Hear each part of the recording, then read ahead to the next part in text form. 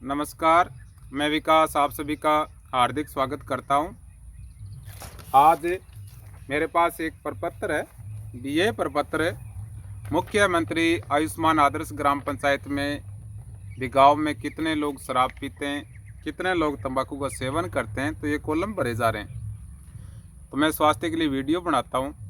आपने भी इस योजना के बारे में सुना होगा। यदि ये योजना अच्छी तरह से सफल होती है तो पहले चरण में हमारे पूरे राजस्थान में 210 गांव इस योजना के अंतर्गत चिन्हित किए गए और इस योजना पर प्रयास किया जा रहा है। भी योजना जो आदर्श ग्राम पंचायतें हैं वो पूरी तरह से ये योजना सफल रहे। तो मैं इस वीडियो के माध्यम से आप सभी से निवेदन करता हूँ। प्रथम चरण में 210 गाँव हैं पूरे राजस्थान में। हनुमानगढ़ जिले में 5 गाँव हैं, तो हमारा गाँव बुरवाली भी इसमें सम्मिलित है।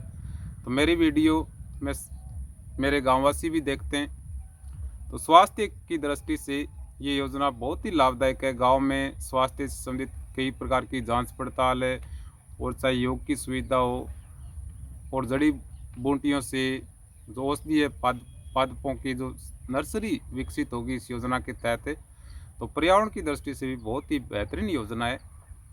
तो योजना तभी सफल होती है जब कोई भी गांव आदर्श तभी बनता है जब गांव वाले सारे मिलजुल कर प्रयास करते हैं। सरकार अकेले प्रयास से कोई भी योजना सफल नहीं हो पाती। कई बार उनमें यदि गांव वाले सहयोग नहीं करते, तो मैं गांव का नागरिक होने के नाते भी मेरा कोई इसमें लेना देना नहीं। मैं स्वास्थ्य की वीडियो बनाता हूं, तो इस योजना के बारे में आपको जानकारी बता रहा हूं। ये मुख्य रूप से इस योजना में आपको दिख रहा है, स्क्रीन इतनी हाई क्वालिटी का कैमरा नहीं है, तो मैं बोलकर बताता हूँ।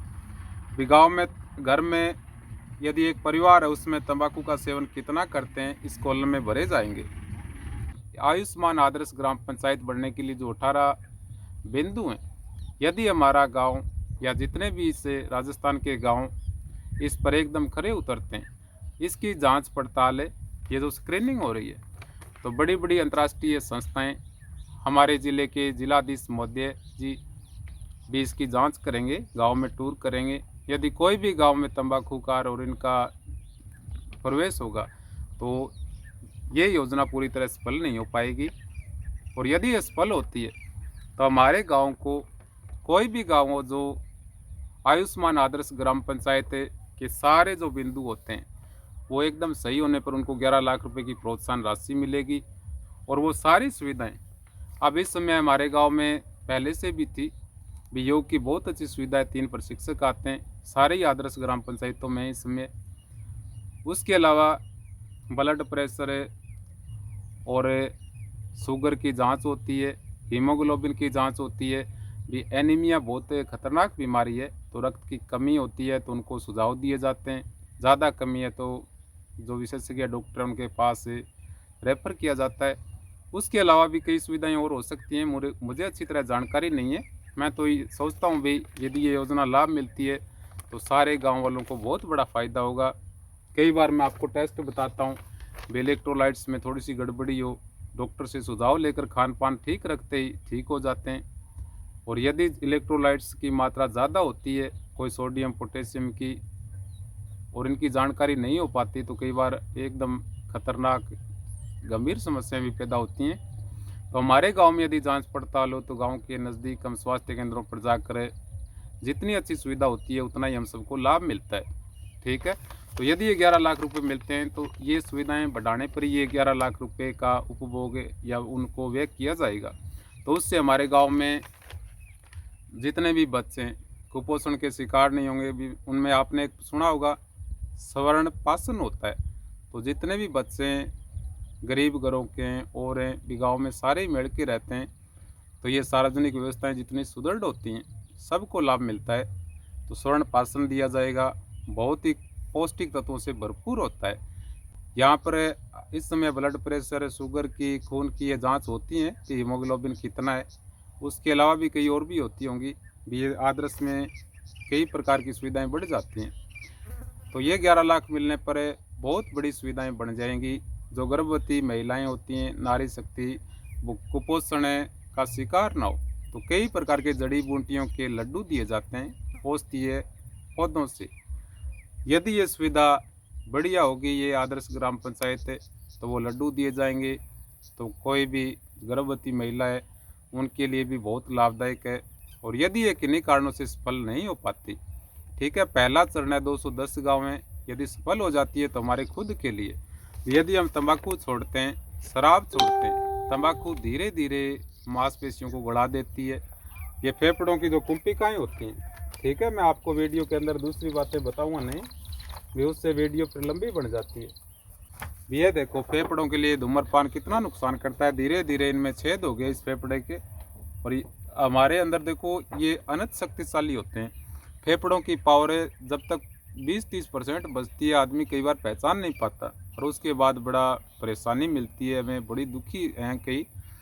तो ये देखो आपको छेद से दिख रहे हैं, इसका तो देखो ये फेफड़ा संक्रमण के कारण खराब है, ठीक है। ये देखो इसका 38% बचा है, तो बहुत परेशानी होती है। जब तक हमारा 50% नुकसान हो जाता है हमें पता नहीं चलता। तो धूम्रपान है, शराब से लीवर धीरे धीरे खराब होता है। तो मेरा आप सभी से निवेदन है, ये विज्ञान के अनुसार एकदम सत्य है। ये चीज़ें यदि हम सेवन करते रहें पता नहीं चलता, और एकदम जब ज़्यादा दिक्कत आती है तो हमें हॉस्पिटल जाना पड़ता है, दवाइयाँ लेनी पड़ती हैं। दवाइयाँ साइड इफ़ेक्ट नुकसान भी करती हैं, ठीक है, लेकिन लेनी पड़ती हैं। तो भी मेरी यही सोच है, सब हमें पहले से जागरूक करें, अपनी इस आदर्श ग्राम पंचायत योजना के लिए सारे गांव प्रयास करें। मैंने सोचा भी गांव के लिए यदि ये योजना सफल होती है तो खुद के लिए, स्वास्थ्य के लिए बढ़िया है। गांव में इतनी अच्छी सुविधाएं होगी, जितनी अच्छी व्यवस्था होगी हमारा पैसा बचेगा। इस गांव में अच्छी सुविधा होगी तो हम समय पर जांच पड़ताल करा लेंगे। आयुर्वेदिक औषधालय में अब भी अच्छे हैं, वहाँ पर एमडी डॉक्टर बहुत अच्छे हैं आयुर्वेदिक के। और भी सुविधाएं बनेगी तो सबको बहुत लाभ मिलेगा। और हमें ही नहीं, पूरे राजस्थान में अगले चरण में 210 गांव हैं। इस चरण में, अगले चरण में बहुत से गांव आएंगे। और यदि कई बार योजनाएं सफल नहीं होती, अब एक IPM योजना चलती थी 30-40 साल पहले, किसानों की योजना थी। ये जो कीटनाशक होते हैं, सूक्ष्म मित्र, इनके बारे में वो जगह जगह किसानों को प्रेरित करते थे उस समय। लेकिन वो योजना किन्हीं कारणों से इतनी लोकप्रिय नहीं हो पाई। यदि वो लोकप्रिय होती तो उसमें देखो जितना कीटनाशक छिड़काव करते हैं तो जो पौधा होता है उस पर सूक्ष्म मित्र कौन से हैं, दुश्मन कीट कौन से हैं, उनके बारे में वो एकदम ओरिजिनल तरह से बताते थे। मैंने ये बातें पढ़ी हैं, सुनी भी हैं। लेकिन उसका कारण ये बता रहे हैं भी किसानों ने इंटरेस्ट नहीं लिया, तो उसके कारण आज किसानों को सबसे ज़्यादा नुकसान हुआ। क्योंकि कीटनाशक छिड़काव करते समय यदि जानकारी मिल जाए भी ये रोग है तो उसकी दवाई बढ़िया रहती है, ठीक है। तो कीटनाशक का छिड़काव पर भी नियंत्रण होता। और हमारे जो सूक्ष्म जीव था उस समय छिपकली बहुत थी, 30 साल पहले खेतों में बहुत ज़्यादा छिपकली थी। तो ये जहर है, जो कीटनाशक है, जो हम तोई रूटावेटर लगाते हैं, इनसे छिपकलियों के घर खराब हो गए, उनके नष्ट हो गए। छिपकली बहुत बढ़िया हमारा मित्र था, तितली और कई प्रकार के हैं। तो मैं ये कह रहा था भी ऐसी योजनाएं हमारे लिए बहुत लाभदायक हैं। यदि योजनाएं अच्छी नहीं होती तो वो योजनाएं प्रथम चरण के बाद उनके नाम बदल कर कई बार लोकप्रिय न होने से बंद हो जाती हैं, कई बार परिवर्तित हो जाती हैं। तो सबको नुकसान होता है, ठीक है, हमारे देश का पैसा खराब होता है, हमको कोई लाभ नहीं मिलता। तो आज मैंने इस योजना के बारे में जानकारी बताई। अंत में यही मैं निवेदन करता हूँ कि सारे गाँववासी जितने में भी ये योजना चल रही है सारे मिलजुल कर इस धूम्रपान को बिल्कुल निषेध करना पड़ेगा, वरना मॉनिटरिंग होगी तो ये असफल हो जाएंगी, ना 11 लाख रुपए मिलेंगे और व्यवस्थाएं खराब हो जाएंगी। ठीक है, धन्यवाद।